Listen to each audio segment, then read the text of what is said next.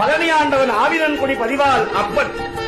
ஒரு மனுஷன் வாழ்க்கையில எப்படி இருக்கணும்னு காட்டக்கூடிய இடம் பழனி. சில பேர் பழனிக்கே போக மாட்டான் இந்த காலத்துல. அதுல சில பேர் பழனிக்கு போய் உட்கார்ந்து எப்ப ராஜ அலங்காரம் வருதோ அப்பதான் பார்ப்பான். ஏன்னா இவன் ஆண்டியா போயிடுவானா. அங்க இருக்கிற முருகனே ஆண்டி தானப்பா. அங்க இருக்கிற முருகனே ஆண்டி தானே. பழனி தத்துவம் என்ன தெரியுமா? உன் வாழ்க்கையில யாரையும் எப்படியும் எடை போடாத. உன் வாழ்க்கையை நீயே நிர்ணயிக்காத. காலையில ஆண்டியா இருக்கிறவன் சாயங்காலம் ராஜாவா மாறுவான். சாயங்காலம் ராஜாவா மாறவன் அடுத்த நாள் ஆண்டியா மாறுவான்டா. இதாண்டா தத்துவம்னு சொல்லி காலையில ஆண்டியா காமிக்கிறான், சாயங்காலம் ராஜாவா மாறிடுவான். ஏன் யாரையும் எடை போடாத. அவன் சின்னவன், இவன் மோசமானவன், தாழ்த்தப்பட்டவன் பார்க்காத. அவன் பிச்சைக்காரன் ஏழை நினைக்காத. திடீர்னு பணக்காரன் ஆயிடுவான்.